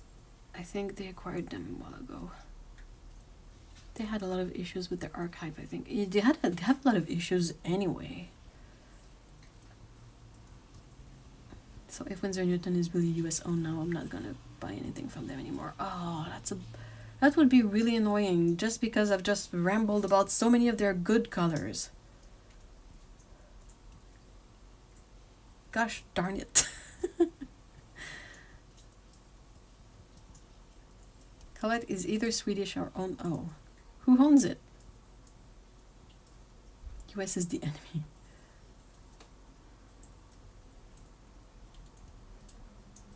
They lost some of it, or were having issues having it move. There was something up with that, because if I look at websites like Jackson's, there's a lot of things that I can get here in Canada because of trade agreements. And I think those trade agreements are related to Cult Arts. And it usually affects White Knights and Holbein. And it's really annoying. I used to be able to get some supplies like from these brands on Jackson's, which was awesome, you know. Not possible really anymore.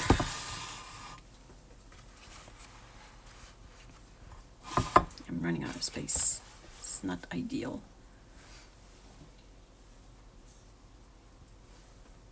Oh, a dumpling.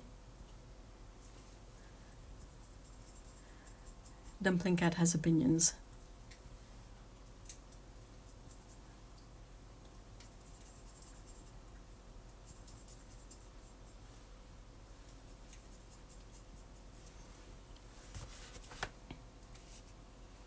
Isn't true smalt really toxic? I don't think, yeah, Winsor & Newton smalt is not made from genuine smalt.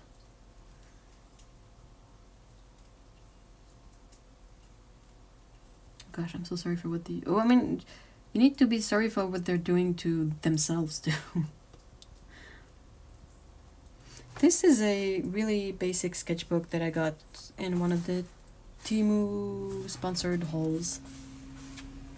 And I'm really enjoying using it for swatches. Oops, spoiler. So that kind of stuff. The paper is... Oh, I made a big old mess in the process. It's not a stream if I don't make a mess somewhere, right? Let's grab a paper towel, so not a fart, just a paper towel. Again.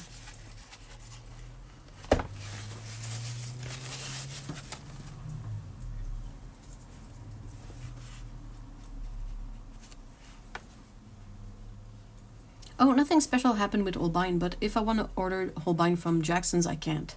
They won't ship to the US or to Canada.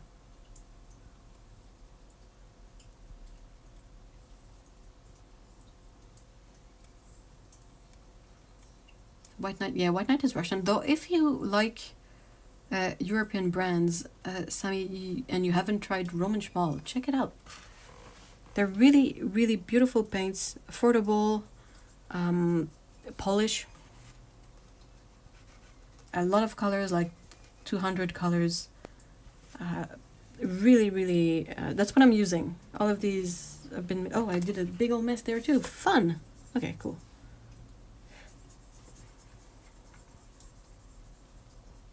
Mess is part of the process, absolutely.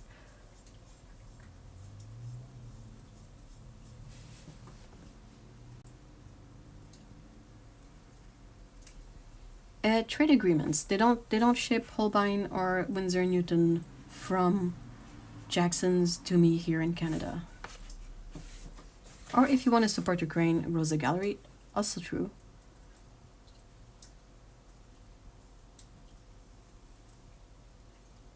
Oh, that is new, but I order from Artemiranda anyways. I wonder what makes it so Artemiranda can work around these agreements.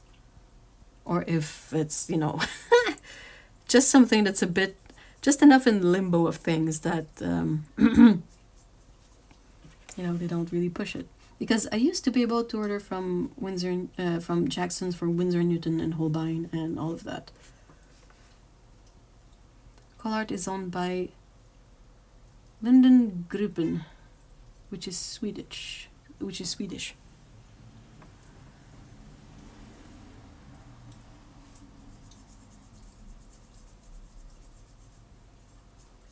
So why are they making a fuss about it? Stop being butts.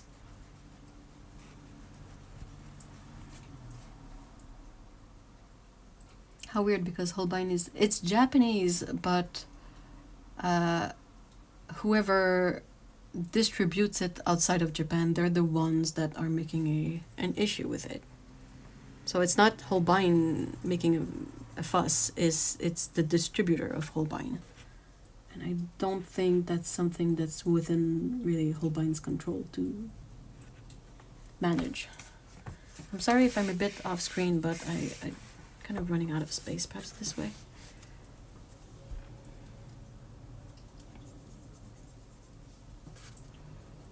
These two colors are making really beautiful reddish oranges, I feel like. I'm really liking these. That's pretty.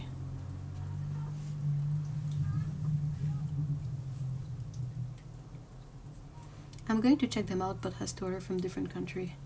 Rosa Gallery is definitely a good choice. Where are you located, Sammy? I finally found a replacement for every white night color I like. Oh wow. You were able to get Michael Harding. Oh, that's expensive. Maybe UK has different agreements than EU. I hope so. Everybody needs better agreements than that.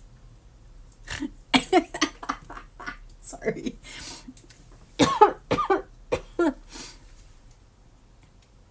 They're not shipping only to US and Canada. Well, I mean, if I try to order from Jackson's, if I go to the Canadian website and I go on any Holbein product page or anything, it says that it won't ship to US and Canada, but it doesn't really provide more info than that then and there, and I haven't really looked into it.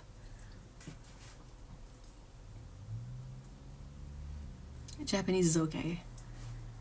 I really like Holbein personally. I know a lot of people are on the fence about Holbein because in some people's mind it's not a professional brand, but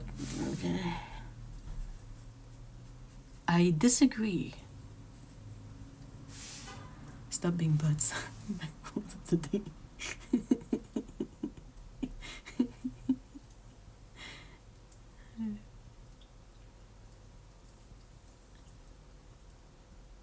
I have too much paint to buy any more brands. Yeah. Hold on. Michael Harding was expensive, but PBr6 is, isn't it? Pigment Brown 6. It's. Oh, okay. It's a specific hue, because I was about to say that it's quite common, but yeah, it varies in hue a lot. A lot.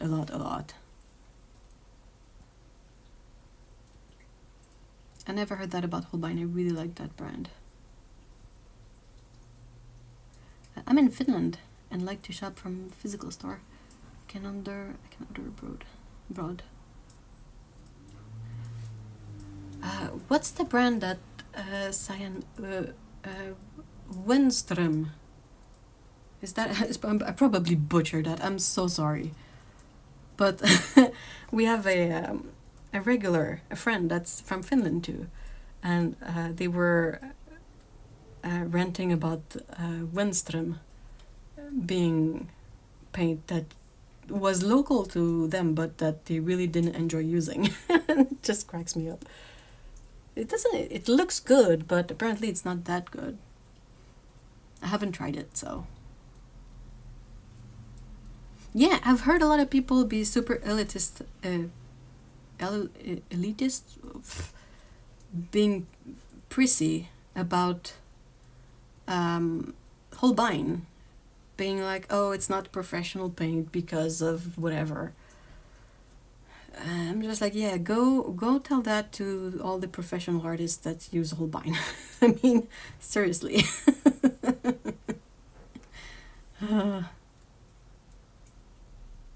Holbein, it's expensive everywhere except Japan, to be honest. If you want to buy a Holbein outside of Japan, you're gonna pay like so much more. Yeah.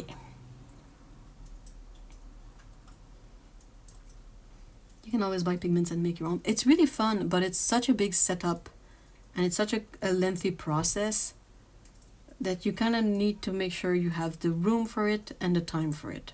It's a lot of fun, but it's hard to you do that, you know, forever. You said it perfectly. Oh, thank you. Why would Holbein not be professional? The lack of Voxgull?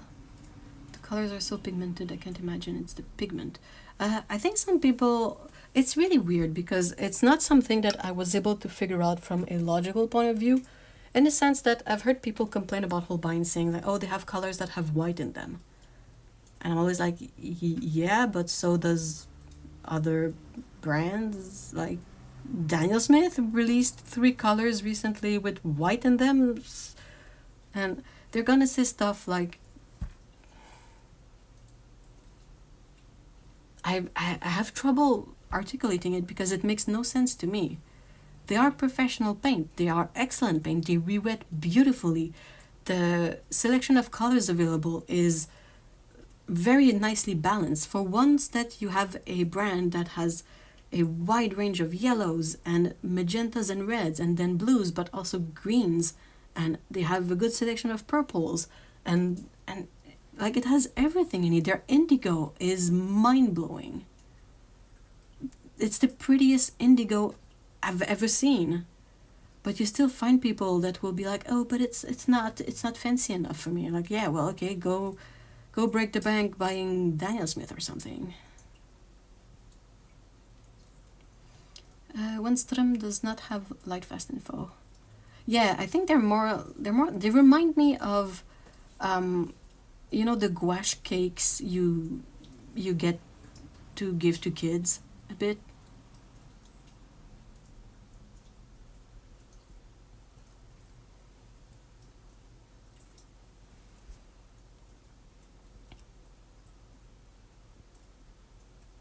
It is super cheap in Japan though, so I can see why people wouldn't take it as a pro brand. That's kind of weird too though, because to know that it's super cheap in Japan, you have to kind of have seen it firsthand, and I'm pretty sure that most of the people complaining about the brand haven't seen them firsthand. They just assume that it's I don't know. I wish I understood it, but I just hate it. And it makes me want to kick people in the shins.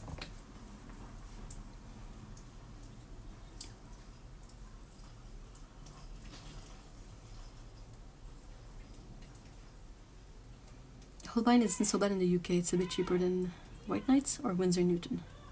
Leaf green is a really cool color that I haven't seen a lot of brands offer, and it's been a staple of Holbein's range for a really long time. They have they have a good selection of colors like that. They're vermilion, indigo, leaf green. I'm looking at them. I'm trying to keep up with chat too. I need two heads. I think people had a problem with Holbein having too many mixes instead of single pigments. Yeah, but that's a fake problem. That's not a real problem. People like to convince themselves that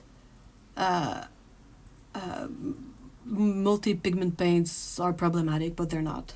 It's really not the issue.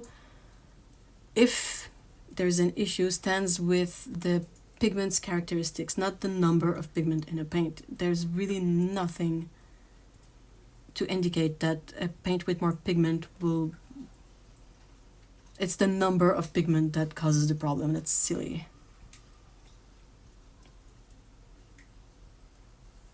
Time for a Japan trip. I want to get lost in the giant Sekaido. Yes! Hold on, Dan, that is one brand. What brand? Oh, Winstrom? Breeds in deep. Must not get involved. Sorry. Yep. What, is Jane Blundell like really a single pigment person? Oh, that would be so disappointing.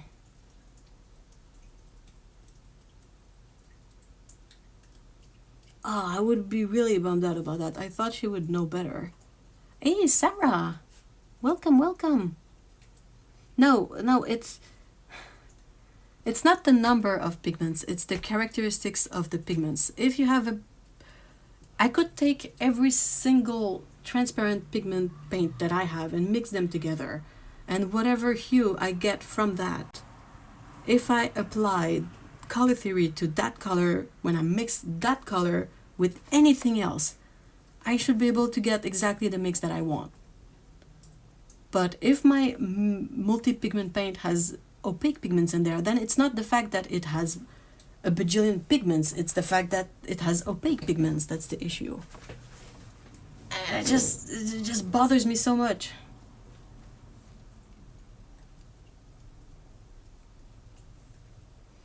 Holbein's olive green is beautiful. Their shadow green too. No, that's perlin green. They have a green gray. It's a really beautiful, muted, dark-ish green. Oh, I have them right there in front of me, and I'm always looking at them, and I'm like, oh, pretty. They're Quin Gold. We were talking about Quin Gold earlier, but Holbein's Quin Gold is so pretty.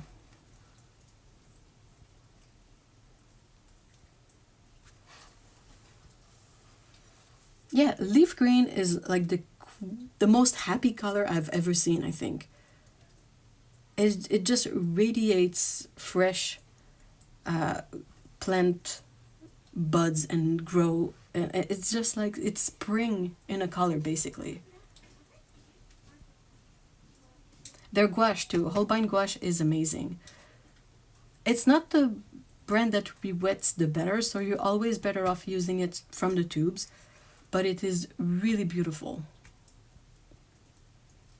Yeah, the 60 ml tubes, I like to call them the toothpaste tubes because they're so big. Just have to practice with mixing if you use you just have to be aware of your paint's characteristics and color theory. That's it.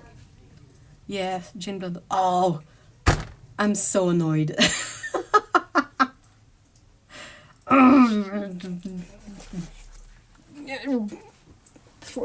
I'm gonna throw things.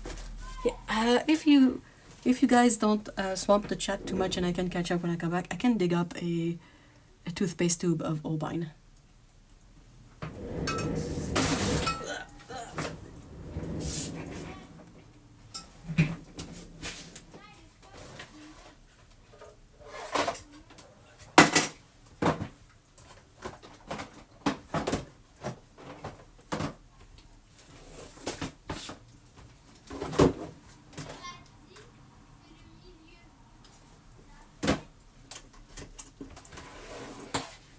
That's a good bin. Alright, I got the good bin. Oh, single pigment stuff. I'm so disappointed in her. For someone who's swatched and mixed colors so much, I feel like she should know better.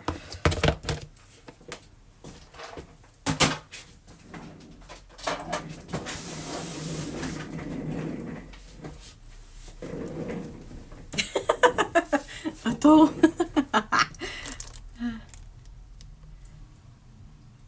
Okay, so yeah, that's the thing with watercolor, where you can have tube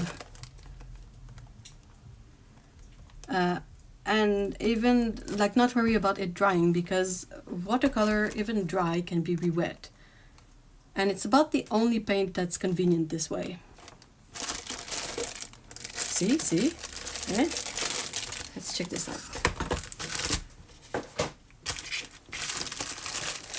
Hey, watercolorist, bye! I'm gonna end stream soon. I'm just gonna showcase. There you go.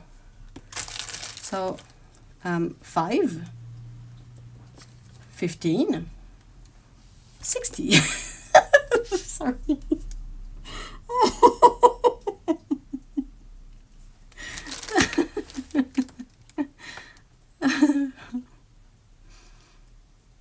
Yeah, that's the thing, Dawn. You don't have to worry about it drying or not, because you can always do a tube surgery. Open it up, take out the dry paint cake, and it will reactivate, especially Holbein paint. That is, their formula is so nice. These paint re-wet so well. Oh, I'm not even on screen, hold on. Muddy colors is more to do with color theory. Yeah, exactly. It's just bad mixes of colors, and then also not paying attention to whether a paint is opaque or not, that kind of stuff. Hey, this, that, and stuff, hello.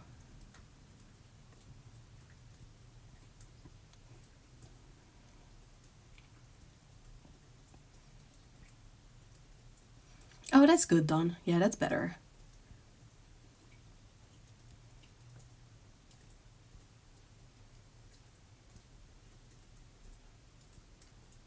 You can find a white gouache in 60 ml tube rather easily, whether it's from Holbein. M. Graham also has big 60 ml tubes of white gouache. I've never had a tube of Holbein dry out on me either, and I have some ancient tubes in there. They're like, I have tubes that are really, really old, and I inherited tubes of Holbein ages ago, and they're still good. This is a newer label. I kind of miss the old label. Perhaps it's emotional attachment, but there's something about this that makes me happy. I can't say.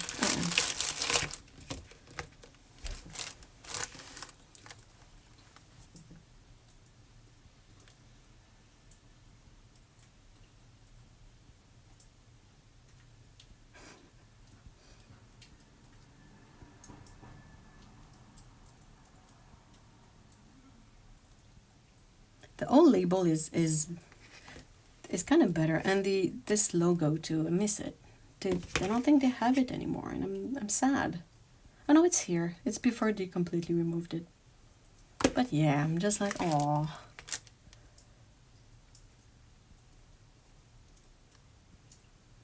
I kind of want to take them and just hug them. They fill me with the warm fuzzies inside. I really like the big, even if I know that it's realistically that's so much paint, but it makes me feel safe. I really try to not keep too many paints, but Holbein watercolor is paint that I'll always keep, and Roman Schmall too. No, it's okay, Otto. I wanted to, I forgot. I wanted to mention it when I was sending you the link to the stream. But then, like, it came into my head and just as quickly left. I'm sorry, I should have said something.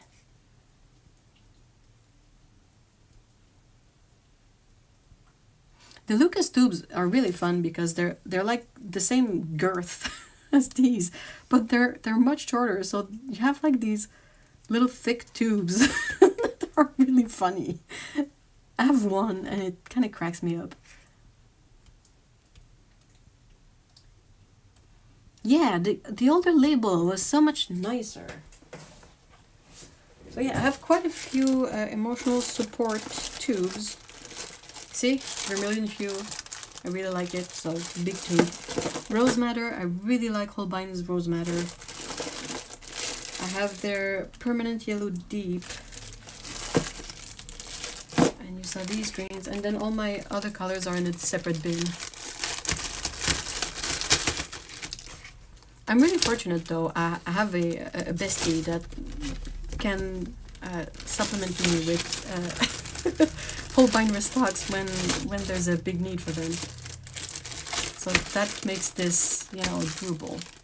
Otherwise, yeah, they're not particularly well priced here. They're just as expensive as everything else. Hi, Misty. Okay, I gotta show you my favorite one. Let's see. It's gonna be like it's just like all the other ones. Yeah, but it's indigo. It's indigo. You can see this one is a bit flat. It's been used.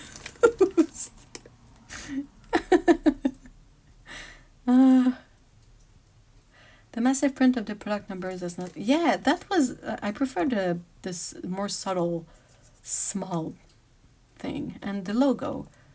I don't know.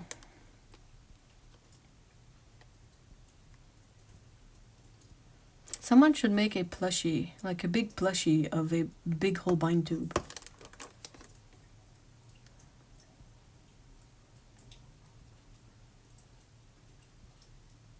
Like some, aw, I really appreciate it. Oh, I can show you guys. So this tube is ancient. Oh, it's a bit difficult, but I think unless it's a big freaking air bubble in there, it's still pliable. But this tube belonged to my great aunt that was a painter, a hobby watercolorist, and you'd be like, okay, well, it's just a, you know, a kind of yellowish, a yellowed out label, and it's the same label. But if you look at the cap, I hope you'll be able to see it. This cap is different. It says Holbein color. It has 2 stars on it, and this, even if it's the similar label, the cap is really different. And this tube is really old. It's gotta be at least like 30 years old by now. And yeah, I'm pretty sure that even if the paint in there has completely dried out, I can open it up and paint with it still. Still good. I guess none of that was visible. Right, I can, where's my camera? It's here.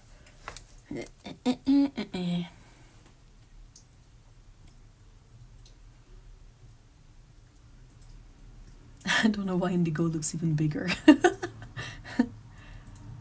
Bring an extra bag just for the paints. Seriously, an extra suitcase just for paints.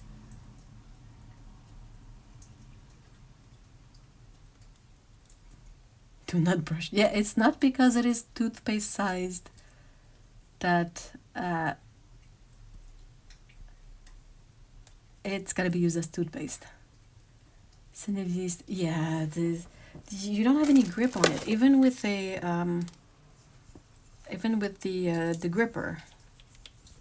It's difficult. Like, even you can see this one has seen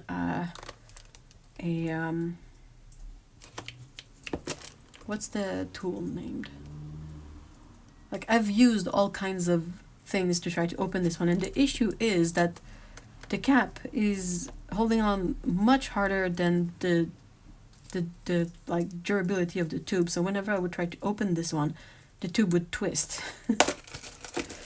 Not ideal. Oh, I'm running late. I'm running overtime. But yeah, and I also have a gigantic lavender because it's so pretty. And yellow ochre, which is, I think Holbein has the prettiest yellow ochre. And yeah, just good stuff. Good stuff. Good stuff.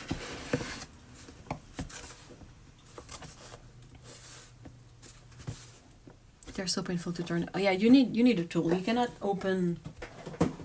Just trying, like, even if a palette is just 12 colors, 12 times trying to open tubes by hand is so harsh on the fingers. Seriously, I can't do it. It hurts. It's just so painful. that cap has seen some teeth. Yeah, I think you might be right. Amongst many things. Oh, alright. Well, I'm gonna have to end things here for today. There will be a very similar stream next weekend, same time.